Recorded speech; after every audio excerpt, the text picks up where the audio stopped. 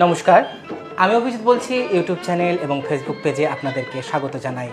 আজ আমাদের মধ্যে পেয়েছি বর্তমান যাত্রা জগতের অভিনেতা পালাকার অনল চক্রবর্তী মহাশয়কে। দাদার সঙ্গে আজকে আমরা কথা বলবো। ওনার যাত্রা জীবনের নানান জানা অজানা কথা উঠে আসবে আজকের আলাপচারিতায়। নমস্কার দাদা, আপনাকে অসংখ্য ধন্যবাদ জানাই আমাকে সময় দেওয়ার জন্য। আজকে আমরা আপনার যাত্রা জীবন নিয়ে কথা বলবো। তো প্রথমেই আপনার ছোটবেলার কথা দিয়ে যদি শুরু করেন। ছোটবেলায় মানে আপনার জন্ম কোথায়? আমার জন্ম হচ্ছে কলকাতার সরসুনাতে, বেহালা সরসুনা। বেহালা সরসুনা। কলকাতাতেই জন্ম, কিন্তু তারপরে আমার বাবার চাকরির সূত্রে আমরা বালিতে গিয়ে উঠি। তখন আমি খুবই ছোট। তখন বাবাকে জোর করে বাবার এক জ্ঞাতি তিনি ধরে নিয়ে গিয়েছিলেন স্কুলে চাকরি করার জন্য। আচ্ছা। বাবা যাবেন না কিছুতেই, কারণ চাকরির প্রতি আমার বাবার একটা অনীহা ছিল। বিকজ বাবা স্বাধীনতা সংগ্রামী ছিলেন। আচ্ছা। উনি পূর্ণদাসের দলের কর্মী ছিলেন, বিপ্লবী পূর্ণদাস। আপনার বাবার নামটা অরুণ চক্রবর্তী। তো তারপরে জোর জবরদস্তি ধরে নিয়ে যাওয়া হলো, মানে ওনাকে ধরে নিয়ে গেছেন। আমি বাবার মুখে শোনা যে স্কুলে চাকরি করতে হবে। তা গুরুজনদের তখন কথার হঠাৎ করে তাদের কথার বিরুদ্ধে যাওয়ার মতো শক্তি, মানসিকতা, শিক্ষা কোনোটাই তখন তো আজকের মতো ছিল না। সেটা অবশ্যই। তখন একটু বড়দের কথাটা তো শোনা একটা ব্যাপার ছিল। সেই এতেই বাবা গেলেন ওখানে, এবং আমার মা এবং আমি আমাদের দুজনকে নিয়ে গেলেন। তো মানে বালিতেই আপনার ছোটবেলাটা? হ্যাঁ, ছোটবেলাটা বালি নিশ্চিন্দা। ও আচ্ছা আচ্ছা। বালি নিশ্চিন্দা এখন যেটা মানে লাইনের ওই পারে। হ্যাঁ, রেল লাইনের মেন লাইনের লেফট সাইডে। আর ডানকুনি সেকশনের ট্রেন লাইনে গেলে রাজচন্দ্রপুর স্টেশনে নামতে হবে। আচ্ছা আচ্ছা আচ্ছা। ওখানে নেমে ওয়াকিং ডিস্টেন্স 5-7 মিনিট। তো ওখানে যাওয়ার পরে ওখানে বড় হওয়া, এবং তার পাশাপাশি খুব যখন জ্ঞান হয় ছোটবেলা থেকেই, তখন একটু বুঝতাম বাবা বামপন্থী আন্দোলন, বামপন্থী রাজনীতির সঙ্গে জড়িত। মাও খুব অ্যাক্টিভ মহিলা সমিতির কর্মী ছিলেন। এইভাবে চলতে থাকলো। মানে ছোটবেলা থেকে সাংগঠনিক একটা ব্যাপার বাতাবরণ একটা পেয়েছি। আচ্ছা। যেমন আমার খুব মনে আছে, ব্রিগেডে তখন মিটিং হলে আমাদের বাড়িতে এবং না আশপাশে যত বাড়িতে, তাদের বাড়িতে দায়িত্ব দেওয়া হতো। কারুর বাড়িতে দায়িত্ব দেওয়া হতো আটার রুটি করার, কারুর বাড়িতে দায়িত্ব দেওয়া হতো আলুর দম রান্না করার। এই দুটোই আইটেম ছিল। তা আমার বাড়িতে মা এবং তার পারিপার্শ্বিক যারা কর্মী ছিলেন, তারা ওই সারা রাত জেগে আলুর দম তৈরি করতেন। পরের দিন সকালবেলায় ঝুড়িতে করে আলুর দম আর রুটি কাগজের ঠোঙার ভিতরে দিয়ে মাথায় করে ব্রিগেডে, সে ব্রিগেডে আমিও মাথায় করে ঝুড়ি নিয়ে মিটিংয়ে গেছি। তার পাশাপাশি একটা সংস্কৃতির বাতাবরণ ছিল, বিকজ বাবা স্কুলের সাংস্কৃতিক দিকটা দেখতেন, ওই দায়িত্ব ছিল ওনার। অভিনয়ের ব্যাপারটা কি উত্তরাধিকার সূত্রে আপনার মধ্যে এসেছে? বাবা কি এই ধরনের ব্যাপারে বা বাড়িতে কি অভিনয়ের পরিবেশ ছিল? আমার জ্যাঠামশাই, মেজো জ্যাঠামশাই খুব বড় অভিনেতা ছিলেন অ্যামেচার থিয়েটারে। আচ্ছা। উনি একটা বিখ্যাত নাটক শাহজাহান নাটকে ঠাকুরদাস মিত্র করতেন। শাহজাহান,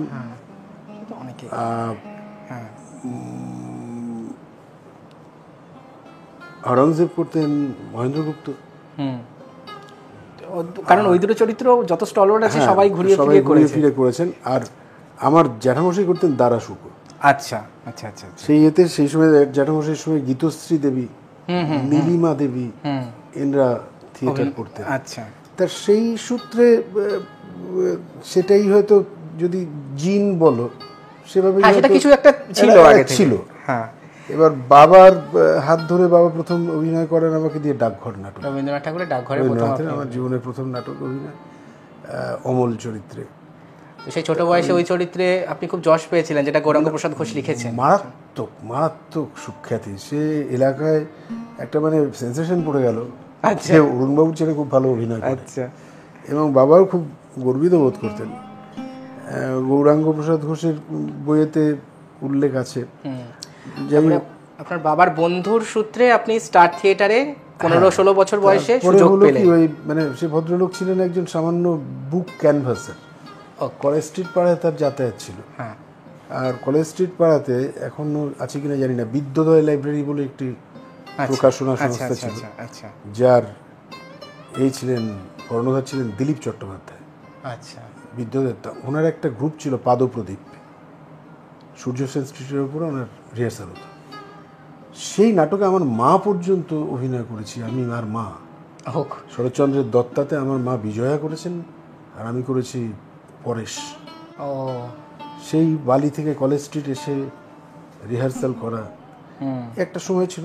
আস্তে আস্তে এবার শান্তিবাবু, যিনি বুক ক্যানভাসের, শান্তি বিশ্বাস ভদ্রলোক, আমাদের পাড়াতেই থাকতেন। তা তিনি হঠাৎ একদিন ওয়ান ফাইন ইভিনিং বাবাকে এসে বলতেন, মানে বাবা স্কুল থেকে ফেরার পরে কিছু মানুষের সঙ্গে তার একটা আড্ডা হতো, তার মধ্যে শান্তিবাবু ছিলেন অন্যতম। তা এসে বললেন, মাস্টারমশাই আপনার ছেলেকে থিয়েটার করতে দেবেন? তো বলে, কিসের থিয়েটার? বলছেন যে স্টার থিয়েটারে। স্টার থিয়েটার শুনে বাবা বললেন যে বাহ, হয়তো খুব ভালো। মানে উনি প্রথম থেকেই এই থিয়েটার, গান বাজনা এসবের প্রতি ওনার একটা অনুরাগ ছিল। এবং আমাদের বাড়িতেও প্রত্যেক রবিবার একটা, মানে বাবার যেদিন ছুটি সেদিন আমার মনে আছে খুব ছোট অবস্থাতেই খবরের কাগজ পড়ে শোনানো হতো বাবাকে। তখন ওটা অনেক বাড়িতে একটা চল ছিল, বাবার আইসাইটটা একটু ছিল। আচ্ছা, ওটা পড়ে শোনাতে হতো। এবং পড়ার সময় বলতেন উনি যে তুমি দেবদুলাল বন্দ্যোপাধ্যায়ের মতো পড়ো। বাপরে! মানে ওনার উচ্চারণ এবং ওনার অভিব্যক্তি, এই যে আমার এখনো মনে আছে 78-এর ফ্লাডের সময়, সেটা অনেক পরে, তবুও তার দেবদুলাল বন্দ্যোপাধ্যায়ের আর শিবশেখর সরকারের সংবাদ সমীক্ষা, এই দুটো একদম মানে শুনতাম রেডিওতে। দেবদুলাল বন্দ্যোপাধ্যায় একদম হিরো, রেডিও হিরো। তো সেই চর্চা ছিল। প্লাস আমাদের বাড়ির পাশেই আমাদের একজন বিখ্যাত মানুষ, যিনি পিএলটিতে ছিলেন, পরে এলটিজিতে চলে আসলেন, চিত্তদে, নাট্য ব্যক্তিত্ব। তা ওনার ভাই রবি দে তার কাছে গান শেখার জন্য আমাকে পাঠালেন। আমি দীর্ঘদিন ওনার কাছে গানের রেওয়াজ করেছি, তালিম নিয়েছি। তো সেই সময়ের পরে বলে যে স্টারে এরকম একটা সুযোগ, ও যাক, গেলাম। পরিবর্তন নাটকে অনেক ছেলে, 70-80 জন ছিল। তখন 12-13 বছর বয়স? না, আমার জাস্ট এই 15 বছর। তখন ক্লাস সেই 10-এ পড়ি, মানে মাধ্যমিক দেবো সে বছর, 14-15। হ্যাঁ, ওরকম 15 হ্যাঁ, করা হচ্ছে, সিলেকশন করা হচ্ছে। তো ওখানে গিয়ে পরিচয় হলো, যিনি নাট্যকার ছিলেন পরিবর্তন নাটকের, মনোরঞ্জন ঘোষ। উনি ছিলেন নাট্যকার, এবং ওনার ওই নাটকটাই চিত্রনাট্য আকারে সত্যেন বোসের ছবি হয়েছিল জাগৃতি, যেটা রাষ্ট্রপতি পুরস্কার পেয়েছে। সেটাই নাটক হচ্ছে। এবার সেই নাটকে অভিনয় করব।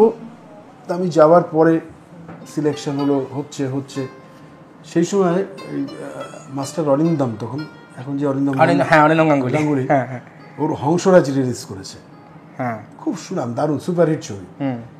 তা তখন আমি ওখানে গিয়ে কি করব, ইন্টারভিউ দেবো কি, আমি তো হংসরাজকে দেখছি, একটা মানে স্ক্রিনের রূপলি পর্দার, সত্যি শিশু শিল্পী, সে আবার ক্যান্টার, তখন সিনেমা হিরো, মানে বিশাল ব্যাপার।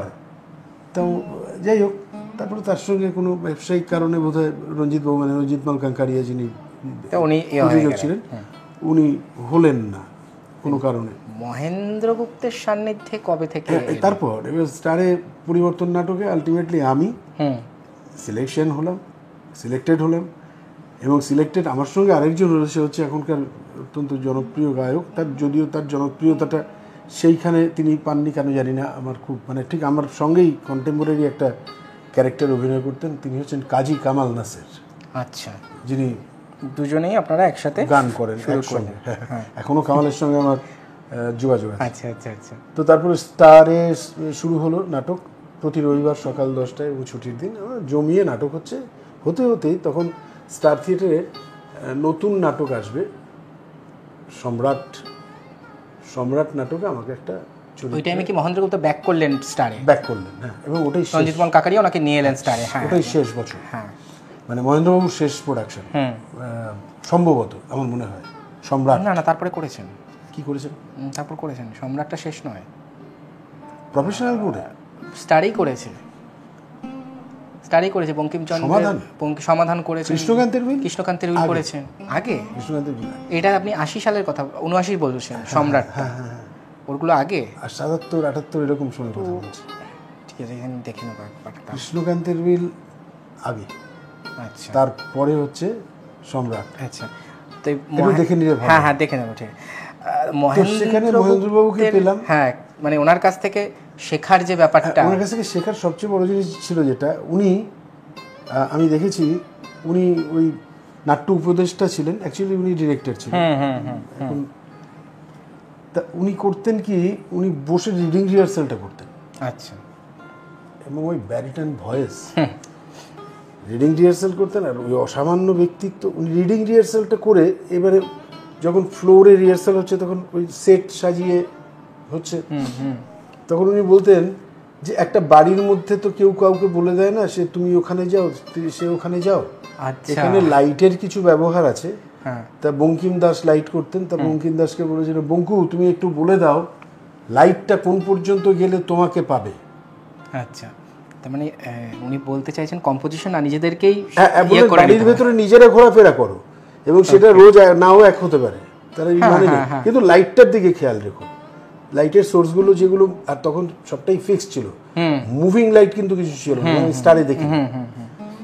তা ওই লাইটের ওইটা হচ্ছে ওনার ছিল। এবং আমি একটা জিনিস দেখলাম, আমি যে ক্যারেক্টারটা করেছিলাম, একটা শিশু ভিখারি, সম্রাট তার নাট্য জীবনের, অভিনয় জীবনের থেকে অবসর নেয়ার পর তাকে যখন বাড়ির লোকরা সবাই তাড়িয়ে দিল, যখন তার আর ক্ষমতা নেই, দেহপট শনে নট সকলেই হারায়, যখন সব হারিয়ে গেছে, যে সংসারের জন্য এত প্রাণপাত করেছেন, ছেলেপুলে মানুষ করেছেন, সেখান থেকে যখন তাকে বিতাড়িত হতে হলো, তখন উনি রাস্তার ভিখারিদের সঙ্গে গিয়ে বসবাস করতে শুরু করলেন।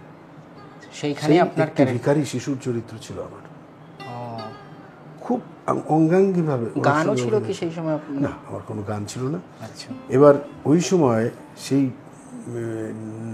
মেয়ের বিয়ে না নাতির বিয়ে না নাতনির বিয়ে, এরকম একটা সিকোয়েন্স ছিল। সেই বাড়িতে খেতে গেছি, ভিখারিরা যেমন বাড়ি উচ্ছিষ্ট ফেলে দেয়, সেই খেতে গেছি। সেখানে একটা সিন ছিল, উনি যখন জানতে পারলেন, তখন স্মৃতিভ্রষ্ট হয়ে গেছে। উনি যখন পরে জানতে পারলেন, সংলাপটাও এরকম ছিল, গিয়ে দাঁড়িয়ে এদিক ওদিক খোঁজাখুঁজি করছে, কতগুলো আবর্জনার মতো খাবারের বাইরে ফেলেছে, সেখান থেকে খাবারের ঠোঙাটা হাতে নিয়ে ওপর দিকে তাকিয়ে এদিক ওদিক দেখে বলছে যে আমার স্মরণে পড়ে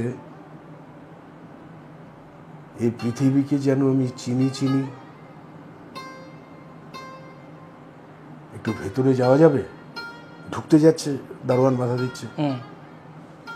তখন বলছে যে তোমাকেও যেন আমার খুব চেনা চেনা মনে হচ্ছে, তোমার নাম কি? এই নামটা বলতে পারেনি, যেহেতু স্মৃতিভ্রষ্ট হয়েছে। না, তারপরে তাই। কিন্তু এই যে এই একটা রিয়েলিটি, মানে ন্যাচারাল রিয়েলিস্টিক অ্যাক্টিং, যেটা অ্যাক্টিং নয়,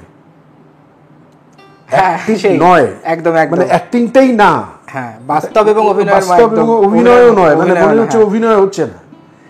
এইটা আমার তখন থেকে করলো যে এত ইজি, অথচ যখন দর্শকের আসনে বসে দেখি তখন মনে হয় কত না কঠিন। এইটা আমার ভীষণ আকর্ষণ করেছে। তাহলে অভিনয়ের ক্ষেত্রে আপনার প্রথম গুরু বলা যায় মহেন্দ্রগুপ্তকে? একদম, ডিরেক্টর হিসেবে মহেন্দ্রগুপ্তই আপনার প্রথম গুরু। আর আপনার এই কম বয়সে আপনার আরেকটা খুব বড় প্রাপ্তি, সেটা হচ্ছে আপনি সীতারাম দাস শঙ্করনাথ ঠাকুরের সাহচর্য পেয়েছিলেন ওনার প্রোডাকশনে। ওটাই স্টারের অভিনয়ের সূত্রেই।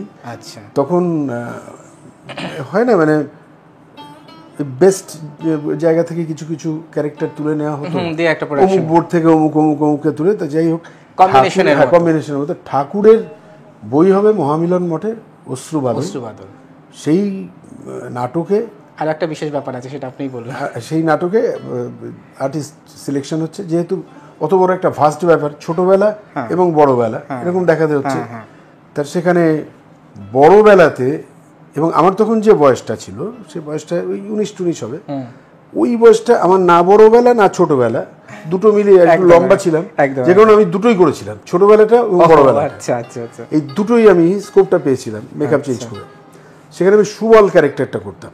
আচ্ছা, আর সবচেয়ে বড় জিনিস আমার জীবনের, এটা একটা বড় পাওয়া, যে অনেক অভিনেতা অভিনেত্রী পাননি, সেটা হচ্ছে ঠাকুরের নির্দেশ ছিল আমার নাটকের কোনো চরিত্রে মহিলারা অভিনয় করবে না, এখনো করতে পারে না, এখনো পারে না। এবার কে কে করছেন সেটা আপনি বলুন। স্বনামধন্য প্রণম্য যাত্রার এলিজাবেথ, যাত্রার এলিজাবেথ, ছবি রানী, সুবল রানী, আমাদের চপল রানী, কেতকী রানী, আরও বেশ কয়েকজন। যাত্রার সর্বকালের সেরা 3 অভিনেত্রীর সঙ্গে আপনি কাজ করেছেন এবং অত কম বয়সে, ওটা আপনার সব থেকে বড় একটা প্রাপ্তি। আপনি অনেক অভিনেত্রীর সঙ্গে কাজ করেছেন এবং তার পাশাপাশি যেটা আরও বড় প্রাপ্তি, সেটা সাজঘরে একটা পিড়িয়েতে করে ঠাকুরকে নিয়ে আসা হলো। আচ্ছা, ঠাকুরের হাইট তখন খুব বেশি হলে 3-3.5 ফুট উনি বসে থাকার পর। আচ্ছা আচ্ছা, এইটুকু একদম শীর্ণকায় শরীর, উনি সবাইকে যারা অভিনয় করছে তাদের মাথায় হাত দিচ্ছেন, আমায় হাতটা দিয়েছেন, আমি হাতটা দিলাম, একটা বরফের মতো ঠান্ডা হাত। আমার মনে হলো এটা কোনো মানুষের, সাধারণ মানুষের স্পর্শ না, এটা আমি ফিল করেছিলাম। সেটাই, এটা আমাকে আজও শিহরিত করে, একটা মানে অন্যরকম পাওয়া, অন্যরকম। এটা আপনি কোনো পুরস্কার, কোনো সম্মান দিয়ে এটার সঙ্গে তার জাস্টিফিকেশনে যাওয়া যাবে না। এটা একটা দৈবিক আশীর্বাদ। অবশ্যই অবশ্যই অবশ্যই। আর এই নাটক করতে করতেই মানে তারপর আপনি চালচিত্র গ্রুপেও বোধহয় নাটক করেছিলেন। সেটা তখন যাত্রাতে আমি এসে গেছি, যাত্রাতে এসে গেছেন, বরুণ দাশগুপ্তের গ্রুপে চালচিত্রে, ওনার এতেও আমি অভিনয় করেছি। আপনি থিয়েটার করছিলেন, হয়তো আপনি থিয়েটারে থাকতেন, যাত্রার দিকে কি করে চলে গেলেন? মানে ওটা কি, মানে আপনার কি কোনো ডাক এসেছিল? যেটা হলো সেটা হচ্ছে যে এর পাশাপাশি আমার একটু পড়াশোনাটাও তো করতে হয়েছে। আপনি বাংলা নিয়ে পড়েছেন? সেন্ট পলসের পড়াশোনা করেছি, সেন্ট পলসে বাংলার অনার্স নিয়ে। এবার বাংলা নিয়ে পড়ে বেরোনোর পর একটু রাজনৈতিকভাবে, যেহেতু আমার প্রথমেই বললাম শুরু থেকে এটা রাজনৈতিক একটা ব্যাপার ছিল, সেইটা করতে গিয়ে আমার ওই লেখাপড়াটা মানে একটু থেমেই গেল, আর হলো না। তখন একটা অন্যরকমের একটা সময় এলো, বামপন্থীরা এসছে 77, আমি যে সময়ের কথা বলছি 79-80, এই সময়টাতে একটা পাঁচমেশিলে একটা অস্থিরতার সময় এসেছিল। তখন অতিবাম এবং তখন ছাকনিতে ছাকা হচ্ছে, বামেদের মধ্যে অতিবাম কারা, তাই অতিবামের মধ্যে আমিও দুর্ভাগ্যবশত পড়ে গেছিলাম। আচ্ছা, যাই হোক, সেটা করতে গিয়ে আমার আর পড়াশুনোটি হলো না। এবার চাকরিতে ঢুকলাম। চাকরি বলতে খুব বড় কোম্পানি, তখনও চাকরিটা এত ইজি ছিল। আমি তখন রেমন্ডসে একটা সেলসে চাকরি পেলাম, মানে এই যে জামা কাপড়ের, মানে জেকে গ্রুপ। আচ্ছা আচ্ছা আচ্ছা আচ্ছা, কানপুরে তাদের হেড অফিস, মিল, জেকে মিল তাদের। ওখানে তাও আমার এক বন্ধু মারা গেছেন বছর 3-4 আগে। ও খুব ভালো স্প্যানিশ গিটারিস্ট ছিল, উত্তরপাড়ায় বাড়ি ছিল। তো ওর সঙ্গেই ঘুরতাম ওর অ্যাসিস্ট্যান্ট হিসেবে। তারপর অ্যাসিস্ট্যান্ট থেকে আমি চাকরিটা পেয়ে গেলাম। আচ্ছা, আমি চাকরিটা পেলাম হাওড়া হুগলি টোটাল এরিয়ার রিপ্রেজেন্টেটিভ হিসেবে। কিন্তু নেশা রয়েছে থিয়েটার। এবার তখন বালি উত্তরপাড়াতে নানা রকম গ্রুপে অভিনয় করছি। বিকেল 4-4:30 মধ্যে সব প্যাক আপ করে দিয়ে আগে রিহার্সালে চলে আসতে হবে। রিহার্সালটা প্রায়োরিটি দিতে গিয়ে আমার চাকরিটা গেল, ওই নিল না। কিন্তু খুব ভালো তখন পয়সা উঠেছিল, মাইনেপত্র ভালো। মানে ওই সেই সময়, এবং মানে সেলসের দিক থেকে দেখতে গেলে আপনার সে সময় আপনার যে ফিচার, সেটাও সেলসের জন্য আমার কাজের ক্ষেত্রে খুব হেল্পফুল হয়েছিল এবং খুব দাপি আমি করছিলাম কাজ। তবু ওই সময়ের একটা এতে থিয়েটারটা করতে গিয়ে এটা আর করা হলো না। দিয়ে যাত্রায় ব্যাপারটা, এবার আমার মনে আছে নট্য কোম্পানির যাত্রা, কাগজের ফুল কুবেরের ভাষা, আমাদের কলকাতা মানে আমার বালির বাজার মাঠে হবে 81। হ্যাঁ, তখন তার ক্যানভাসিং কে করবে, সেখানে হয়তো আমি অভিনেতা, আমি ভালো বক্তা। আচ্ছা আচ্ছা আচ্ছা, মানে রিক্সা করে এলাকা থেকে আপনাকে রিক্সা করে আমার ক্লাব থেকে বলা হলো তুমি রিক্সা করে মাইক প্রচার করবে। এবার আমি নট টু নাইট বলে আমি কাগজের ফুল কুবেরের পাশার করছি, ক্যানভাসিং করছি, এলাকায় ঘুরে ঘুরে রিক্সায় চেপে মাইক হাতে নিয়ে। আমি খুব থ্রিলিং লাগতো আমার কাছে খুব। এবার সেই সূত্রেই আমার যাত্রার সঙ্গে ওই যোগাযোগ। আরেকবার নট্টর প্রচার থেকে আরেকবার একজন আমার মনে আছে, সে আমার বাবার ছাত্র ছিলেন, দ্বিজেন কাকু তাকে বলতাম। দ্বিজেন কাকু ছিল কলকাতার সত্যম্বর অপেরার যাত্রার দলের ম্যানেজার। আচ্ছা আচ্ছা। সে আমাকে নিয়ে গেল সত্যম্বর অপেরায় শৈলেন মহান্তর কাছে। মানে তখন পড়াশুনোটার দিকে যতটা না বেশি আগ্রহ, তার চেয়ে এই থিয়েটার, এই সব প্রসঙ্গ অনুযায়ী বলি, আমি কালচারাল সেক্রেটারি ছিলাম আমার কলেজে। সেই সময় আমি আমার অনার্সের ক্লাস বাদ দিয়ে পাস কোর্সের কোনো ক্লাস করতাম না। মানে প্রফেসরটা জানতেনই না যে আমি ওই ক্লাসের ছাত্র। কি করতাম, প্রিন্সিপালকে বলে টাকা পয়সা নিয়ে ট্যাক্সি করে এই টিম নিয়ে ওই স্কটিশের ওই ফেস্ট, ওই বেথুনের ফেস্ট, নানান কলেজের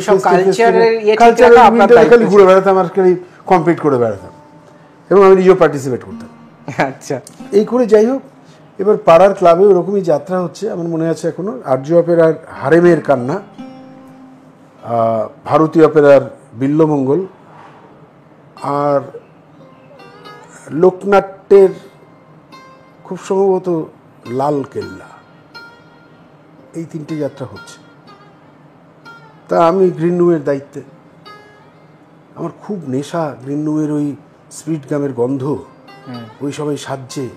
এটা আমার কাছে একটা মানে যাত্রা দেখার চেয়ে বেশি ওইটার প্রতি আমার বেশি একটা আকর্ষণ আমি অনুভব করেছিলাম। যাই হোক, তা তখন আমি অনাদি চক্রবর্তী, ওনাকে গিয়ে বললাম যে আমি একটু যাত্রা করব, আমাকে একটা সুযোগ করে দেবেন।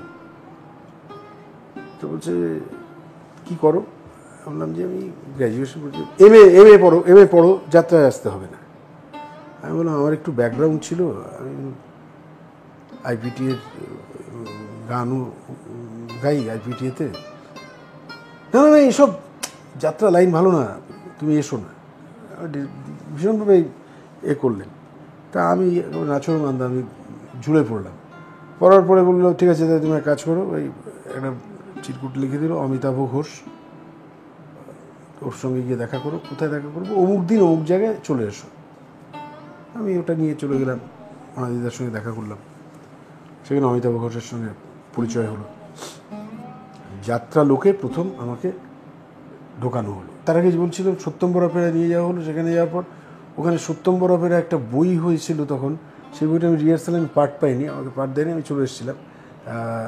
পেন নাম কলিকাতা, ৭৮। হ্যাঁ, পেন নাম কলিকাতায় তখন রাজা ভট্টাচার্য, তপন ভট্টাচার্য, শিবানী ভট্টাচার্য। কালকে শিবানী ভট্টাচার্যের সাথে কথা হয়েছে। হ্যাঁ হ্যাঁ, পেন নাম কলিকাতা সত্যম্বরে। তারপরে সেটা আমার সেই সময়টা করা হয়নি। তারপরে আমাকে ওই প্রথম যাত্রা লোকে আমাকে নিয়ে যাওয়া হলো। ওটা বোধহয় আপনার ৮২-৮৩ সাল নাগাদ। ৮৩-তে আমি এলাম যাত্রা লোকে। ওটা ওই যেটা বলছি ওটা ৮২, হ্যাঁ হ্যাঁ বুঝতে পেরেছি, ৮১ বিল্লমঙ্গলটা ওই ৮১। হ্যাঁ হ্যাঁ, ওই রকম সময় এই আমার যাত্রায় আসা।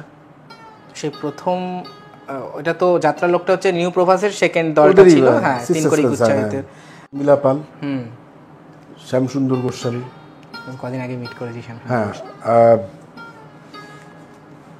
এরা ছিলেন ভাস্কর মল্লিক, তখন নায়ক ভাস্কর।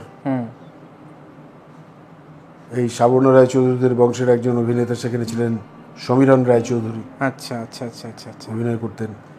সাপুড়ের মেয়েতে, হ্যাঁ, এরাই ছিলেন। আর আর আর আর তো সেই যে সাপুড়ের মেয়েতে অভিনয় করলেন, তো ওইখান থেকেই পুরো যাত্রার সঙ্গে অ্যাটাচ হয়ে গেলেন। আপনি আর থিয়েটারের দিকে আর ফিরলেন? আমি আর থিয়েটারে যাইনি, আর থিয়েটারে আর ফিরলেন না। তো এবার এরপর থেকে একটু সংক্ষিপ্তভাবে আপনার মানে এই মানে কাকুলি চৌধুরীর সঙ্গে জুটি হওয়ার আগে পর্যন্ত আপনার দলগুলোর কথা যদি একটু বলেন। হ্যাঁ, সাপুড়ের মেয়ে হচ্ছে যাত্রা লোক। তারপরের বছর আমি গেলাম ভারতীয় অপেরায়, হিরাজিলের কান্না, ইন্দ্রলাহিড়ী, লীনা চক্রবর্তী, লতা দেশাই, না লতা ছিলেন, স্বপ্না সেন ছিল, স্বপ্না সেন, বিনয় গাঙ্গুলি, গৌতম সাধুখা, এরা সব ছিলেন। তারপরের বছর আবার ফিরে এলাম আমি যাত্রা লোকের প্রোডাকশন তখন বাগদিপাড়ার বউ, সুপার হিট প্রোডাকশন, শর্মিলা পাল, আচার্য পূর্ণেন্দু শেখর বন্দ্যোপাধ্যায়। এখানে একজন ভগবান তুল্য মানুষকে পেলাম, তপন গাঙ্গুলি। সেই প্রথম মানে আমি নারায়ণ গঙ্গোপাধ্যায়ের ভাইপো তপন গাঙ্গুলির কথা বলছি। সাহিত্যিক নারায়ণ গঙ্গোপাধ্যায়। আচ্ছা আচ্ছা আচ্ছা আচ্ছা আচ্ছা আচ্ছা তিনি তখন আনন্দ থিয়েটার বলে ওনার একটা থিয়েটার ছিল, গ্রুপ থিয়েটার ছিল, মুক্তাঙ্গনে নিয়মিত শো করতেন। ওনাকে পেলাম এবং একটা আধুনিক, আমি প্রথমে মহেন্দ্রবাবু, তারপরে পেলাম ডিরেক্টর হিসেবে সেভাবে ফোকাসড আমি কাউকে দেখিনি, আমি পেলাম তপন দা ডিরেক্টর, মানে আধুনিক অভিনয়, আধুনিক মানে যাত্রায় থিয়েট্রিক্যাল অভিনয়, অ্যাক্টিং এর কোরটা ওখানে কিন্তু ওখানে শিখলেন। আর এমনি অনাদি চক্রবর্তী এবং অমিতাভ ঘোষই আপনার যাত্রার দিক নির্দেশক বলা যায় যে। এবং অমিতদার যেটা ছিল, অমিতদাকে পরে আমি ডিরেক্টর হিসেবে বেশি পেয়েছি, সেটা পরের কিছু বছর বাদে। তো ইনি ওই বুলা ঘোষের হাজবেন্ড অমিতাভ ঘোষ। বুলা ঘোষ পেলাম ওনাকে, খুব মানে জমিয়ে অভিনয় করলাম। বাগদিপাড়ার বউতে একটা ছোট চরিত্র, আজও মনে আছে, সাধারণ মানুষ যারা যাত্রা দেখেন তারা মনে রাখবেন। পেঁচো বলে একটি ক্যারেক্টার ছিল, আচ্ছা আচ্ছা, জমিদার বাড়ির ছোট ছেলে, সেটা ভীষণ জনপ্রিয় হয়েছিল, একটা ক্যারেক্টার রোল ছিল, মানে খুবই একটা বিকলাঙ্গ ছেলে, আঙুল চষে, আচ্ছা আচ্ছা, আর লালা ঝরে। কিন্তু এমন এমন জায়গাতে আমাকে সুনীলদা নাটকটা ঢুকিয়েছিলেন এবং তপনদাকে আমি বলেছিলাম যে দাদা আমার এইটুকু পার্ট, 12-14টা সংলাপ সারা যাত্রাতে, বলছি তুই এটা কর, দেখবি তোর খুব সুনাম হবে। এবং সেটা কিন্তু আমার সত্যিই হয়েছিল। মানে তখন অনল চক্রবর্তীকে মানুষ চিনেছে যাত্রায়? না, সেটা বলা যাচ্ছে না। ওই ছেলেটাকে, ওই যে আঙুল চোষার পাটটা করলো সে কে, এইভাবে তখন এনকোয়ারিটা হতো। অনল চক্রবর্তীকে, তাহলে আপনার মানে যাত্রায় এস্টাবলিশমেন্ট সেটা কি নট্টর সময়টা থেকে? না, আমাকে এস্টাবলিশমেন্টের একটা কথা আছে। এরপরে আমি করলাম রাজবিদ্রোহী বলে একটি বই, সেটা তখন না। তারপরে আমি এলাম অপসরা অপেরাতে। অপসরা অপেরাতে তখন ময়লা মানুষ, ভৈরব বাবুর বই। ময়লা মানুষ নাটকে নিরঞ্জন ঘোষ, লক্ষ্মী হালদার, রুমা দাশগুপ্ত, এই কাস্ট। আমি প্রথম না, ময়লা মানুষের আগে একটা যুগান্তকারী ঘটনা, যেটা না বললে নয়, জীবনবাবু নমস্কার, লোকশিল্পী অসীম কুমার, সঞ্চয়িতা চ্যাটার্জি, মানে স্বপনবাবুর যিনি হিরোইন, তিনি তখন আমার নায়িকা। আমি প্রথম নায়ক হলাম। আচ্ছা, জীবনবাবু নমস্কার, লোকশিল্প। এইখানে ডিরেক্টর অমিতাভ ঘোষকে পেলাম। আচ্ছা আচ্ছা আচ্ছা আচ্ছা, ভার্সেটাইল, মানে এত আকর্ষণীয় নির্দেশক ছিলেন ইনিও। মানে প্র্যাকটিক্যালি আমি দুজনের কাছ থেকে আমার নাট্য নির্দেশনার কাজ এবং পালার প্রথমটাই আমি শিখে ফেলেছিলাম, পালার এডিটিংটা, পালাকার হওয়ার আগে। সেই দুটোই শিখেছি তপনদা এবং অমিতাভ ঘোষের কাছে। আপনার যাত্রা জীবনে এই দুজনের অবদান অনেক, এদের অবদানেই সবটা। মানে এখন নিজের কোনো কৃতিত্ব নেই। না, আপনার নিজের কৃতিত্ব অবশ্যই আছে, কিন্তু এই যে আপনাকে মানে গ্রাস রুট থেকে এনারা তৈরি করে দিয়েছেন। আর আমি খুব ওবিডিয়েন্ট ছিলাম, এটা আমার কাছে একটা সবচেয়ে বড় প্লাস পয়েন্ট। কারণ আপনি যা শিখিয়েছে, আপনি শিখেছেন। আমি হাল ছাড়িনি। অনেক রকমের অসুবিধে এসছে, আর্থিক অর্থনৈতিক, কোনোটা ফিরে তাকাইনি। সে তো ঠিকই। তো তারপরে হলো ময়লা মানুষ। ময়লা মানুষে আমার নায়িকা হলেন লক্ষ্মী হালদার। জীবনবাবু নমস্কারের পর বোধহয় আপনি নট্যতে গেলেন? না, জীবনবাবু নমস্কারের পরে আমি নট্যতে তো গেলেন, কারণ ওটা 90, 91, 92 নাগাদ আপনি নট্য। হ্যাঁ, রাইট। জীবনবাবু নমস্কারের পরে আমি গেলাম ওই নট্য কোম্পানিতে, পুত্র ভিক্ষা দাও। নট্য কোম্পানির ডাকটা কিভাবে আপনার কাছে এলো? এটা কি ওই মানে অভিনয় করতে করতেই মাখনা নট্যের কাছ থেকে ডাক এলো নাকি? মানে ওখানে সতীশ নন্দী বলে একজন ম্যানেজার আছেন, সতীশ বাবু, আমি মিট করেছিলাম। নট্য কোম্পানির একজন বড়, সূর্য দত্তের পর ওয়ান ইন ওয়ান একদম। সতীশ দা একদিন আমাকে বললেন, নট্যে কাজ করবা? বললাম নট্য, তখন এটা মানে নট্যে কাজ করবে তখন ভয়ঙ্কর ব্যাপার, একটা ভয়ঙ্কর ব্যাপার। নট্য কি করবো আমি? তার মধ্যে কিন্তু ওইসব বাঘা অভিনেতারা করছেন একদম। ওই ওদিকে তোমার পালকি চলে রে হয়ে গেল, হয়ে গেছে ধর্ম সিংহাসন, বসন্ত চৌধুরী, আর ওদিকে সুদেশ কুমার, দীপেন চ্যাটার্জি, মদন কুমার, এরা তো রয়েছেন, তারারানী পাল, শম্ভু বন্দ্যোপাধ্যায়। যাই হোক, গেলাম নট্যতে, সেখানে আমাকে নায়ক করে নেওয়া হলো। আমার মানে সিরিয়ালি আমার পজিশনটা ছিল 6। তার আগে অনেক ভালো ভালো অভিনেতা, অশোক চৌধুরী, এরা সব ছিল। নাট্যতে আপনার প্রথম হচ্ছে পুত্র ভিক্ষা দাও। আপনার ওই পুত্র ভিক্ষা দাওয়ের বছরেই তারারানী পাল বোধহয় অসুস্থ হলেন এবং তারপরে উনি 2 বছর পর মারা গেলেন। এক্স্যাক্টলি। পুত্র ভিক্ষা দেওয়ার পরে মানুষ অমানুষ করলেন। বনগার একটা প্যান্ডেলে তারা, বনগার একটা প্যান্ডেলে অসুস্থ হয়েছিল, তারপরে ভর্তি ছিলেন, তারপর চলে গেলেন। ওখানে ছিলেন অনেকেই, সোমা গাঙ্গুলি, বিদিশা মোহান্তি, তারারানী পাল, তারা দেবী বলে একজন ছিলেন, যে গঙ্গাপুত্র বিশ্বে গঙ্গা করেছিলেন, শম্ভু বন্দ্যোপাধ্যায়, দেবেন চ্যাটার্জি, মদন কুমার। তারপরে মানুষ অমানুষ এবং সম্রাট। তারপরের বছর আমি চলে এলাম লোকনাট্যে, পুত্র ভিক্ষা দেওয়ার পরের বছর। আচ্ছা, একবার নাট্য ছেড়ে লোকনাট্যে চলে এলেন। লোকনাট্যে ভৈরব বাবুর বই মাইনে করা মা। আচ্ছা, তিনু বন্দ্যোপাধ্যায়, সনাতন ঘোষ, সুদেশ নারায়, গীতা মিত্র, গৌরী চ্যাটার্জি, চম্পা হালদার, কুমার কৌশিক, সব্যসাচী পালি।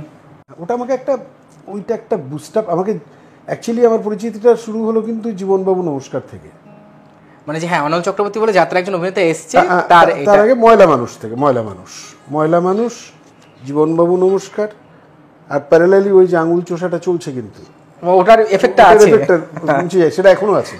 আচ্ছা, এখন আজও আছে। আচ্ছা। তো এবার পুত্র ভিক্ষা দাও, তারপরে হলো লোকনাট্যের মাইনে করা মা, তারপরে আবার নট্যতে এলাম।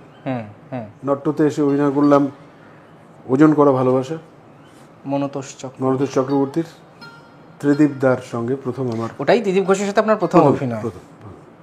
ওজন করা ভালোবাসা, তাতে ছিল সীতা ঘোষ। হ্যাঁ, এছাড়া দীপেনদা, মদন দা, কমন যারা ছিলেন ঘরের, মাখন বাবুর কথা, ঘরের 3 বছর কাজ করেছেন। মাখন বাবুর কথা ঘরের পোলা। এক্স্যাক্টলি তাই, কারণ তাদের তো তখন অন্তত 15 বছর 16 বছর এক একজনের হয়ে গেছে, ঢুকতো সে আর বেরোতো না।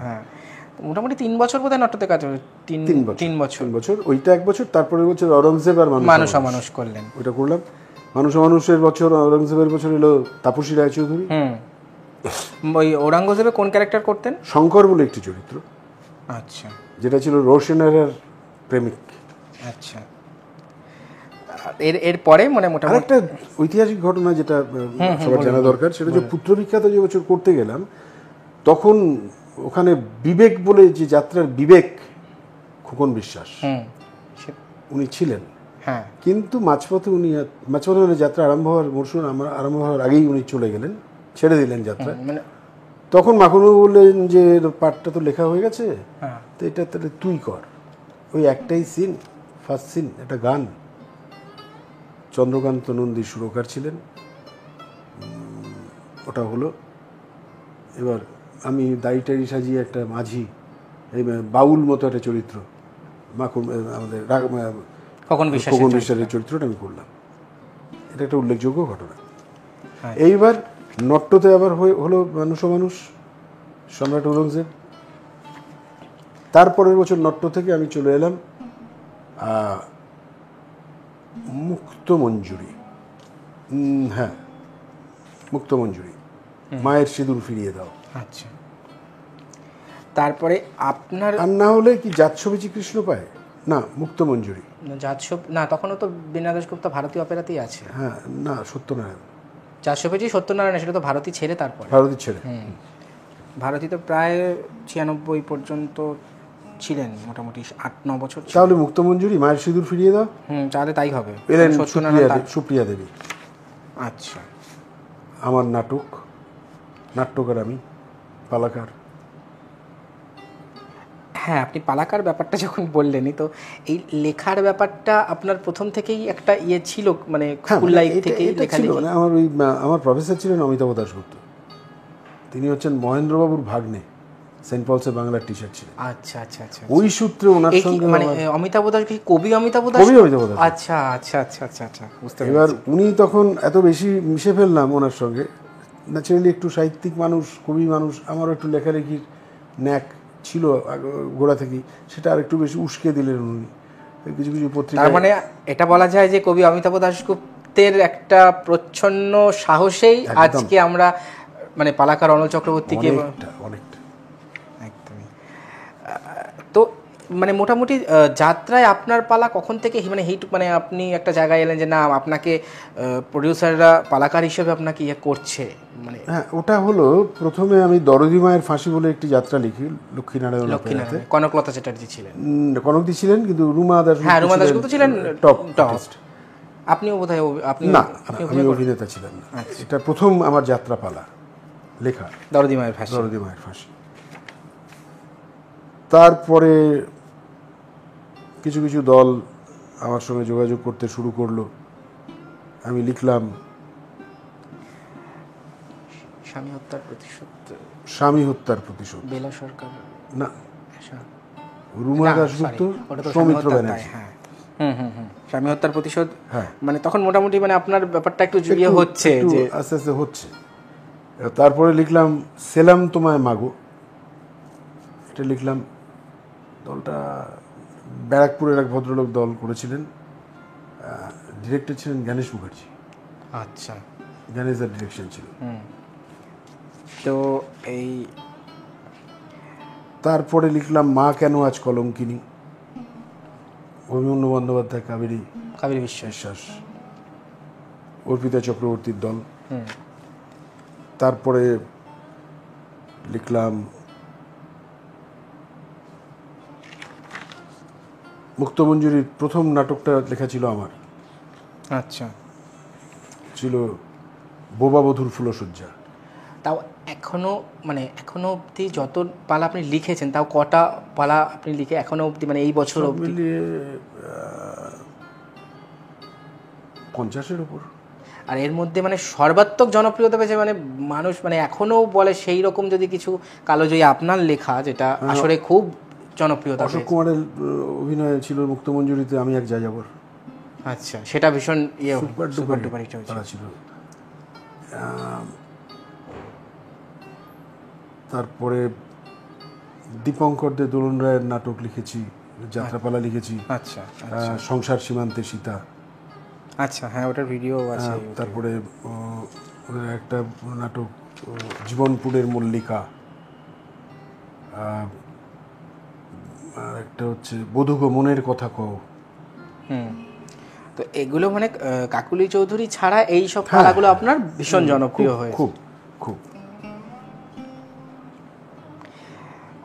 তো আমরা মানে ডুয়েটের ব্যাপারে সিনেমার লিখেছি আমি ভিক্টর ব্যানার্জির লাঠি। আচ্ছা, আমার লেখা দাদা ঠাকুরের লাঠি যাত্রাপালা। আচ্ছা আচ্ছা, মানে ওই লাঠিটারই, হ্যাঁ ওটা নিয়ে আচ্ছা। তো এখন এবার সেই সময় আপনি যখন লিখেছেন 1995-96 বা 2000 সালের আগে পর্যন্ত, তখনকার সমাজ ব্যবস্থা বা মানুষের দৃষ্টিভঙ্গি সব কিছু তো অন্যরকম ছিল। আর এই 2025-এ এসে এখন বর্তমান সময়ে আপনাকে কতটা প্রভাবিত করে মানে একটা আসর উপযোগী পালাকে প্রেজেন্ট করার ক্ষেত্রে, মানে মানে বর্তমান পরিস্থিতি বা পরিবেশ কতটা আপনাকে প্রভাবিত করে রাইটার হিসেবে? দেখো, আমি একটা জিনিস উপলব্ধি করতে পেরেছি যে মানে যত দিন যাচ্ছে, যত টেকনোলজির ডেভেলপমেন্ট হচ্ছে, যত মুঠোফোন, মোবাইল, ওটিটি এই সমস্ত গুলো আসছে, এখন তো সেটা গ্রামের ঝোপঝাড়েও পৌঁছে গেছে, সব জায়গায় পৌঁছে গেছে। তো হ্যাঁ একদম। এক্ষেত্রে একটা জিনিস লক্ষ্য করছি, সেটা হচ্ছে না, ক্রিয়েটিভিটিটা কিন্তু নষ্ট হচ্ছে। সবকিছু সহজলভ্য হয়ে গেছে। হ্যাঁ, মানে ক্রিয়েট করতে হচ্ছে না কিছু। যেমন এখন মোবাইলেতেই খাবার, যে কোনো খাবার বাড়িতে চলে আসছে। হ্যাঁ, তখন একটা বাড়িতে মাংস রান্না হলে একটা উৎসব হতো, মাংসটা যে সানডে রান্না, জায়গাতে কিন্তু অনেকটা সরে গেছে মানুষের মন। মানুষের মন আর অপেক্ষা করতে চায় না, কিংবা কিছু একটা নিয়ে বেশি মাথা ঘামাবো, বেশি শুনবো। আমি বলছি একটা এক্সাম্পল হিসেবে, আচ্ছা সন্ন্যাসীর তরবারি যে সময় লেখা হয়েছিল, কিংবা শান্তিবাবু যখন স্তালিন করেছিলেন, হিটলার করেছিলেন, সেই সময় বিদ্যাসাগর যখন হয়েছিল, রামমোহন রায়কে নিয়ে যাত্রা হয়েছিল, যখন কুরুক্ষেত্রে কৃষ্ণ হয়েছিল, গঙ্গাপুত্র ভীষ্ম হয়েছিল, যখন অচল পয়সা হয়েছিল, আমি মামাটি মানুষ হয়েছিল, সেই সময়ের আর্থ সামাজিক পরিমণ্ডল, সেই সময়কার শিক্ষা, আজকে কি তার চেয়ে মানুষ অশিক্ষিত হয়েছে নাকি শিক্ষিত না, আরো বেড়েছে সবকিছু, সবকিছুর শিক্ষাটা বেড়েছে, অনুভূতির ক্ষয় হয়ে গেছে। হ্যাঁ, এক্স্যাক্টলি, একদম অনুভূতি নেই। এবং সেটা কিন্তু আমি ফেস করি।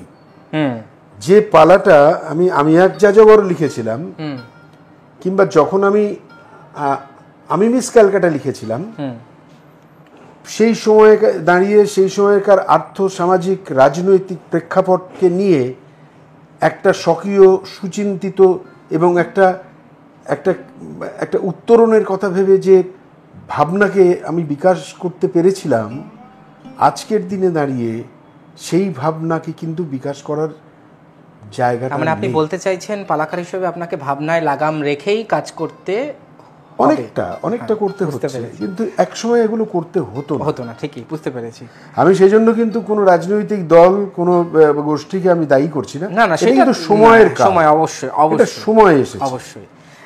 আর একটা কথা দাদা বলছি যে এই মানে লেখার ক্ষেত্রে মানে কিভাবে আপনি নিজেকে প্রিপেয়ার, মানে কিভাবে, মানে একটা নতুন একটা গল্প বা নতুন, প্রথমে তো আপনাকে সে কাহিনীটাকে রেডি করা বা তারপর তার নাট্যরূপ দেওয়া, তো মানে কিভাবে নিজেকে প্রিপেয়ার করেন? মানে একটা প্রতি বছরই একটা নতুন টেনশন থাকে, মানে টেনশন না, নতুন একটা সৃষ্টির তাগিদ থাকে। অবশ্যই অবশ্যই। আমার যেটা প্রথমে হয় সেটা হচ্ছে আমি নিজেকে এটা খুব মানে কঠিন একটা যোগ। সেটা হচ্ছে কি, নিজেকে একটা মানে অনেকটা হয় না সেই একটা ভ্যাকিউম তৈরি করা, নিজেকে একটা এমন জায়গাতে নিয়ে যেতে হয়, একটা নিউট্রাল, মানে ভাবনা চিন্তা সমস্ত কিছুকে সরিয়ে দিয়ে আমি একটা ফাঁকা মাঠ খুঁজি, যে ফাঁকা মাঠে একটা প্যান্ডেল করা আছে, একদম যে প্যান্ডেলের চারদিকে ঘেরা রয়েছে, যেমন যাত্রার প্যান্ডেল হয়, একটা মঞ্চ আছে সামনে, আর দর্শকের আসন, চটের ওপর ধান কেটে নিয়ে যাওয়ার পর তার গোজের ওপরে চট পাতা, একদম আমি সেখানে নিজেকে একা দর্শক হিসেবে বসাই। একা দর্শক হিসেবে বসিয়ে মঞ্চটাকে তখন আমি আমার নাটকের চরিত্রর আনাগোনার স্থল হিসেবে যতক্ষণ পর্যন্ত না তৈরি করতে পারছি, ততক্ষণ আমি এক বিন্দু লিখতে পারবো না, একদম লিখতেই পারবো না। আর এইবার আরেকটা জিনিস যেটা আমার সবসময় কাজ করে, সেটা হচ্ছে যে আমি কখনো ভাবি না মানুষ কি খাবে। আচ্ছা, এই কি খাবে ব্যাপারটা আমার কাছে খুব মানে এগুলো প্রথম থেকে, মানুষ কি খাবে না, মানুষ খাবে এমন করে তুমি একটা রান্না করো যে খাবারটা মানুষ কোনোদিন খায়নি, একটা নতুন রেসিপি। এই নতুন রেসিপি নিয়ে প্রত্যেক বছর আমার চলা। তা এই ধরুন সারা বছর যখন দুর্গাপুজো থেকে আপনার যাত্রা শুরু হয়ে যাচ্ছে, তো পরের বছরের ভাবনাগুলো কি আপনার এই যাত্রা পথেই একটু একটু একটু করে সঞ্চিত হতে থাকে নিজের মধ্যে, যে আমি সামনের বছর কি লিখবো, বা এই বছর আপনি যেটা লিখছেন সেটা কি আগের বছর আপনার যাত্রা পথেই এগুলো ভাবতে ভাবতে বা কিছু করে ইয়ে করে করে সেগুলোকে আপনি রেডি করতে শুরু করে দেন? বিন্দু আমি ভাবি না, আমার ভাবনা আসে না। নামকরণটা করা হয়, নামকরণটা আমাদের নিয়ম, এটা যাত্রার অনেক আগে নামকরণ হয়, তারপরে তার উপর বেস করে স্টোরিটা তৈরি করা হয়। এক বিন্দু ভাবি না। আমার যাত্রার দলটা যেদিন ছুটি হয়ে যায়, তারপরে আমি একটা ঘুরতে বেরোই। ঘুরতে বেরিয়ে এইবার ভাষা ছোট ছোট ছোট ছোট কিছু সিকোয়েন্সগুলো মাথার মধ্যে ঘোরাফেরা করে।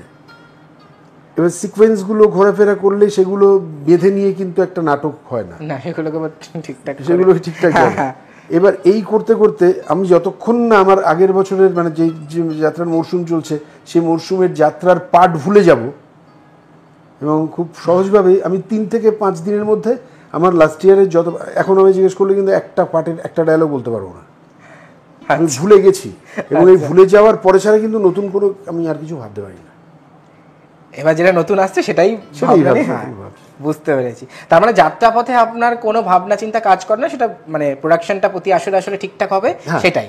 এইটা আমার এটা থেকে নতুন কিছু একটা করতে হবে, একটা দল ছুটি হলেই বেকিংটা শুরু হয়ে যায় অলরেডি, ভেতরে এটা চলে একদম একদম। আর সারা রাত গাড়িতে যখন জার্নি করি, আমি সারা রাত গাড়িতে ঘুমোই না, আমি খুব রাত্রে জার্নি করতে ভালোবাসি, সারা রাত নেভিগেট করতে করতে যাই, ভালো লাগে। আচ্ছা, মানে পালাকার অনল চক্রবর্তীর কাছে আমার একটা প্রশ্ন, যে ভবিষ্যতে যদি কোনোদিন সুযোগ আসে আপনি সাহিত্য নির্ভর পালা লিখবেন? আমি তো সাহিত্য নির্ভর পালা লিখতে চাই, কিন্তু ঘটনা হচ্ছে কি, সাহিত্য নির্ভর পালার উপর বেস করে লিখলে, প্রথম কথা আজকের জেনারেশন যারা যাত্রা দেখেন তারা কজন সাহিত্য পড়েছে সেটা নিয়ে একটা প্রশ্ন আসে। মানে সেটা মানে উপস্থাপনের ক্ষেত্রে হয়তো অভিনেতা অভিনেত্রী আছে হয়ে যাবে, কিন্তু সাহিত্য নির্ভর পালা তখনই একটা ব্যাকআপ দেয় যখন সে সাহিত্যটা মানুষের কাছে জানা থাকে। একদম একদম একদম। একটা অজানাকে কখনো সাহিত্য নির্ভর বলে কিন্তু বিশেষ কোনো না মাত্রা না দেয়া না যায় না না না, একদমই তাই। সেখানে তো খুব সময়টা কিন্তু ভালো নয়, মানে পড়াশুনো নেই তো। হ্যাঁ, তো পড়াশুনো নেই। একটা মানে এখনকার একটা কথা আপনাকে জিজ্ঞেস করব, এই যে আপনি তো মানে এখন অনল চক্রবর্তী বা কাকলি চৌধুরী একটা, সেটা নিয়ে আমি আলাদা করে করব, সেটা তো আছেই। তো বর্তমানে যারা যাত্রায় অভিনয় করছে, যে সমস্ত নায়ক আছেন বা আপনার পরবর্তীতে, তো এখন যারা অভিনয় করছে বা যারা খুব নাম করেছে যাত্রায় এখন, তাদের সম্পর্কে আপনার অভিমত কী, বা আপনি কার কীভাবে দেখেন, বা আপনার এখনকার যারা নিউকামার নায়ক আসছে বা যারা বিগত 4-5 বছরে প্রতিষ্ঠা পেয়েছে, তাদের সম্পর্কে যদি আপনি কিছু বলেন। না, আমি বলতে পারি আমার নাটকে অভিনয় করেছে আমার পালাতে কুমার অনুভব, ভেরি ভার্সেটাইল অ্যাক্টর, অনেক দিন ধরে যাত্রায় অভিনয় করছে, সফল, খুব আমার খুব পছন্দের নায়কদের মধ্যে একজন। এমন দেখতেও সুন্দর। হ্যাঁ, দেখতে সুন্দর অবশ্যই। হ্যাঁ, সেটা বলতে হবে। আরেকজন হচ্ছে, আমি তার অভিনয়ে দেখিনি, মানে সরাসরি মঞ্চে দেখিনি, কিন্তু ওই ভিডিওর মধ্য দিয়ে কিছু দেখেছি, প্রদীপ কুমার বলে, অসাধারণ গানের গলা, ভালো গান গায় এবং ভালো, খুব ন্যাচারাল অ্যাক্টিং করে, খুব খুব। রোমিও চৌধুরী আমার নাটকে দীর্ঘ 13টা পালায় ও অভিনয় করেছে। অনেকদিন আপনারা একসাথে অভিনয়, তিনজন, কাকলির ভাই। হ্যাঁ হ্যাঁ। রোমিও একটা ভার্সেটাইল অ্যাক্টর, খুব ট্যালেন্টেড এবং নির্ভরযোগ্যতা দাবি করে, একটা দলকে কাঁধে করে নিয়ে যাওয়ার মতো ক্ষমতা ওর আছে, নেতৃত্ব প্রদানকারী একটা শক্তি। নমস্কার, রোমিও চৌধুরী বলছি।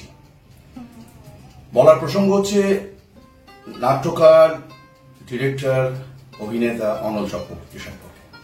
আমার গুরু, সারা পশ্চিমবঙ্গের মানুষ যেটুকুনি আমাকে চেনে ওনার দৌলতে চেনে, ওনার কলমে কাজ করে আজ আমি রোমিও চৌধুরী হয়েছি। ওনার সম্পর্কে বলতে গেলে মানে বলে শেষ করা যাবে না। সেটা হচ্ছে একাধারে হিরো হিসেবে একজন সফল অভিনেতা, ভট্ট কোম্পানির মতন একজন ব্র্যান্ডেড ওরকম বড় দলে তখন হিরো কমলা সুদীপ ঘোষের পাশে ভাবা যায় না। অসাধারণ, মানে অভিনেতা, মানে মেইন স্ট্রিম অভিনেতা বলতে নর্মাল অ্যাক্টিং এর অভিনয়, যে ধারা অসাধারণ। এই ধারাকে ডিসক্রাইব করতে গেলে, বিশ্লেষণ করতে গেলে it will take a long long time. শুনুন, অনল চক্রবর্তীর শেষ কথা, অনল চক্রবর্তী নিজে অত্যন্ত একজন সুদক্ষ অভিনেতা, ভালো রাইটার, জীবনমুখী রাইটার, ডিরেক্টর ভালো, খুব ভালো ডিরেক্টর, মানে এত ভালো ডিরেক্টর পাথরকেও কথা বলাতে পারে। সুতরাং অনল চক্রবর্তী আমার শুধু গুরু না, আমার চোখে দেখা একজন ভালো রাইটার, ডিরেক্টর, একজন ভালো অভিনেতা, সুদক্ষ অভিনেতা। আর গান, সে আর আমি বলবো কি, সারা পশ্চিমবঙ্গের মানুষ বলে গানে অভিনয় করে, গানে অভিনয়। এটাও শিখেছি আমি ওনার থেকে, এর থেকে বেশি কিছু আমি বলতে পারবো না। নমস্কার, ভালো থাকবেন। আর তারপরে বলবো ইদানিংকালে যারা করছে, আমি অনেকের কথা বলবো, অনেক ব্যানার্জি আমার সঙ্গে 3 বছর ও ছিল, 3টে পালায় অভিনয় করেছে, ওর একটা নিজস্বতা আছে, খুব খুব ট্যালেন্টেড এবং খুবই আগামী দিনে হাল ধরার মতো একটা জায়গায় ও পৌঁছেছে আমি বলতে পারি। আচ্ছা, তারপর ডাক শুনি টুনি, ওর অভিনয়, ও আমার একটা যাত্রাপালায় অভিনয় করেছে। আচ্ছা, আমার লেখা, খুব সম্ভবত বধূ গো মনের কথা কো, বাণী কুমারের দলে। আচ্ছা আচ্ছা, জর্জ বেকার এরা সব ছিল, জর্জ বেকার, আমাদের রাজেশ্বরী রায়চৌধুরী নাকি, হ্যাঁ এরকম ছিল এরা, নিমুদার সঙ্গেও ছিল না, যাই হোক একটা পালায় অভিনয় করেছে আমার সঙ্গে, আমারই পালায়। ভালো ছটফটে নতুন তারুণ্য আছে, যথেষ্ট তারুণ্য। চক্রবর্তী যে সময় যাত্রায় আসেন, সেই সময়টাকে আমি মনে করি যাত্রার একটা গৌরবজনক সময়, যে সময়ে একাধিক বড় মাপের তারকা, তাদের মধ্যে কেউ মধ্য গগনে, কেউ পশ্চিম গগনে বিরাজ করছেন, এবং নানা ধরনের অভিনয় স্কুলিং, যেমন স্বপন কুমারের একটা স্কুলিং, অরুণ দাশগুপ্তের একটা স্কুলিং, পান্না চক্রবর্তীর একটা স্কুলিং, শান্তিগোপালের একটা স্কুলিং, এবং এদের পাশাপাশি আমি বলবো যে উৎপল দত্তের যে স্কুলিং, তার যে নির্বাচিত অভিনেতাবৃন্দ, শেখর গাঙ্গুলি, শিবদাস মুখার্জি, এরা সব ওখানে রয়েছেন, এবং তার পাশাপাশি মনোজ কুমার রয়েছেন, তার পাশাপাশি তপন কুমার রয়েছেন, মোহন চট্টোপাধ্যায় রয়েছেন, অবশ্যই সুজিত পাঠক রয়েছেন। এই এতজনের মাঝখানেও এসে অনল চক্রবর্তী কিন্তু কাউকে কখনো কপি করার কথা ভাবেননি, বরং তিনি যেটা করেছিলেন সেটা হচ্ছে যে এটা প্রশিক্ষিত এবং বিজ্ঞানসম্মত অভিনয়, তাকে নিজের অভিনয়ে ব্লেন্ড করা। এবং তার অভিনয়ের প্রশিক্ষণটা শুরু হয়েছিল মহেন্দ্র গুপ্তর মতো মানুষের হাত ধরে। বুঝতেই পারছেন যে কিরকম শিক্ষক তিনি ছিলেন। এবং আমাকে একসময় অমলদা বলেছেন যে উৎপল দত্তের কাজ তিনি নিয়মিত দেখতেন, সেই শিক্ষাও তার শিকড়ে রয়েছে। ফলে এই যে নানা ধরনের শিক্ষা, তার ভেতর দিয়ে নিজের একটা অভিনয় শৈলী তৈরি করা, যেটা চূড়ান্ত স্বভাববাদী একটা শৈলী, কিন্তু তার মধ্যে যাত্রার স্টাইলাইজেশন, যাত্রার অভিনয়ের যে উচ্চ বিন্দুগুলো, সেগুলো সমস্তই রয়েছে, এবং তার সঙ্গে দরকার মতো গানকে ব্যবহার করা। এই সমস্তটা মিলে অমল চক্রবর্তী একটা নতুন রাস্তা খুঁড়লেন, যেটা 8-এর দশকের মাঝখান থেকে তিনি তার জার্নি শুরু করেছিলেন। পরে যখন কাকলি চৌধুরীর সঙ্গে সেই জুটি তৈরি হলো, সে নিয়ে তো অনেকে বলবেন, সেটা তো তার মাঝখান থেকে তিনি তার জার্নি শুরু করেছিলেন। 9-এর দশকের মাঝামাঝি পৌঁছে কিন্তু 1 দশকের মধ্যে নিজেকে প্রতিষ্ঠা দিয়ে ফেললেন, এবং তারপর যখন কাকলি চৌধুরীর সঙ্গে সেই জুটি তৈরি হলো, সে নিয়ে তো অনেকে বলবেন, সেটা তো তার সব থেকে সোনালী ফসল। এবং সবচেয়ে বড় কথা যে অভিনেতা অনল চক্রবর্তী, তার জার্নিটা শুরু হয় কিন্তু পালাকার থেকে। তিনি পালাটাই লেখেন যখন, তখনই তার অভিনয়ের যে বিন্দুগুলো, সেগুলো তিনি ভাবতে ভাবতে যান, পরিচালনা করার সময় সেই বিন্দুগুলোকে আরো গাঢ় করেন, এবং অভিনয়ের মধ্যে দিয়ে সেই বিচ্ছিন্ন বিন্দুগুলোকে তিনি জুড়ে নেন। আমার বিশ্বাস এখনো অনেক দিন অনল চক্রবর্তীর কাছ থেকে আমরা অসাধারণ কিছু কাজ দেখতে পাবো, তার সময় এখনো বহমান। আর ভবিষ্যতে মানে যারা যাত্রা করতে আসতে চাইছেন, অনেকে বিভিন্ন মাধ্যম থেকে আসছেন, বা যাত্রা করব বলে যারা যাত্রা করতে আসেন, বিশুদ্ধ যাত্রা শিল্পী, তো সেই রকম শিল্পীদের প্রতি আপনার কি বার্তা থাকবে? আপনার এতদিনের ক্যারিয়ার বা আপনার এত অভিজ্ঞতা, তো ভবিষ্যৎ যাত্রা শিল্পীদের প্রতি আপনার কি অনল চক্রবর্তীর কি বার্তা থাকবে? তারা কিভাবে নিজেকে তৈরি করবে?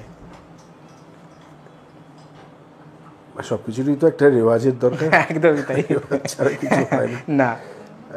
রেওয়াজ বলতে চর্চা, আমি বলবো প্রথমেই খুব ভালো করে যে সবার উচিত, যেটা যিনি সঙ্গীত শিল্পী হয়ে যান, আমি পণ্ডিত অজয় চক্রবর্তীর কথা যদি বলি, তিনি সঙ্গীত শিল্পী যে পণ্ডিত উপাধি পেয়েছেন, তাও কিন্তু উনি রেওয়াজ করেন অবশ্যই। অতএব আমাদের যাত্রায় একটু রেওয়াজের অভ্যেসটা কম, আমি যতটা জানি। প্রত্যেককে একটু রেওয়াজ করতে হবে, গলার রেওয়াজ এবং বলার রেওয়াজ। মানে একটু সেই আমার ছোটোবেলায় ফিরে যাই, একটু গোটা গোটা করে খবরের কাগজ পড়া, এটার করতে হবে। আয়নার সামনে দাঁড়িয়ে অ্যাঙ্গেল অ্যান্ড শ্যাডো প্র্যাকটিস করতে হবে, কোন অ্যাঙ্গেলে কাকে কতটা সুন্দর, তাকে ভালো লাগবে, সেই জায়গাটা বুঝতে হবে। আর যাত্রা তো একটা কঠিন মিডিয়াম, একটা মঞ্চে দাঁড়িয়ে 3টে ডাইমেনশনে কাজ করা, মানে 3 দিকেই ধরে নিচ্ছে এখন দর্শক থাকে, 3 দিকের দর্শককে ঘুরে ঘুরে শোনানো এবং দেখানো, এটা কিন্তু একটা বড় শিক্ষা। একটা ফ্লেক্সিবিলিটি কিন্তু একটা যাত্রা শিল্পীকে অনেক বেশি প্লাস পয়েন্ট এনে দেয়। অভিনয়টা অনেক পরে, ফ্লেক্সিবিলিটি, উচ্চারণ পরিষ্কার, লোক কানে কিন্তু শোনে। এখন যাত্রা অডিও ভিজুয়াল হয়েছে। আগে আমরা যখন যাত্রা এসেছিলাম তখন কিন্তু এটা অনলি অডিও মিডিয়াম ছিল, ভিজুয়ালি দূরের লোক আমাদের দেখতে পেত না, চিনতে পারতো না। একদমই। এখন যা দর্শক হয় তাতে চেনে এবং শোনে, অর্থাৎ দেখছে এবং শুনছে, এই দুটো মিলিয়ে এখন কিন্তু আরো টাফ হয়ে গেছে বিষয়টা। একটা জায়গায় যখন আগে ছিল না ভিজুয়াল, তখন শুধু অডিও দিয়ে মাত করা হতো, বড় করে হাত দেখানো হতো, ওই ঝড় উঠেছে বলে হাতটা তোলা হতো, দর্শক ভাবতো ঝড় উঠছে। কিন্তু এখন কিন্তু ওই দেখো কেমন ঝড় উঠেছে, একটু মাথাটা নাড়লেই কিন্তু হয়ে যায়। অতএব এখন কিন্তু আরো কঠিন হয়ে দাঁড়াচ্ছে। প্লাস 3 দিকের দর্শককে সমানভাবে শোনানো এবং দেখানো নিজেকে, এটা প্র্যাকটিস করতে হবে। আর একটা জিনিস যেটা করতে হবে, সব থেকে বড় কথা যেটা, সেটা হচ্ছে যে এই একটাই জায়গা বোধ হয় এখানে আমার মনে হয় মিডিয়াম, এটা আমি বলতে পারি, এখানে কোনো র্যাট রেস নেই, এখানে ইঁদুর দৌড়ের প্রয়োজন নেই, এখানে নিজে দৌড়লেই হবে। ঠিক ঠিক, নিজে দৌড়নোটাই বড় কথা। ওই কে কী করলো, কে কতটা মাইনে পেলো, কত দূর তার প্রজেকশন হচ্ছে এই দলে, আমি ওই দলে গেলে এটা পাবো কিনা, এই ভাবনাগুলো মাথা থেকে সরাতে হবে। এটা আমি কোনোদিন ভাবিনি, এটা সরিয়ে ফেলতে হবে। সরালে একটা নির্মল মস্তিষ্ক তৈরি হবে, আর নির্মল মস্তিষ্কই কিন্তু একটা সৃষ্টির ক্ষেত্রে সবার আগে প্রয়োজন। আর আপনার মানে আমরা একদম শেষ দিকে চলে এসেছি, তো দর্শকদের প্রতি কি সামনের বছরের পালার ব্যাপারে কিছু কথা বলা যায়? যদি আপনি মানে কোনো আভাস যদি দিতে চান, বা যদি আপনার কোনো বক্তব্য থাকে।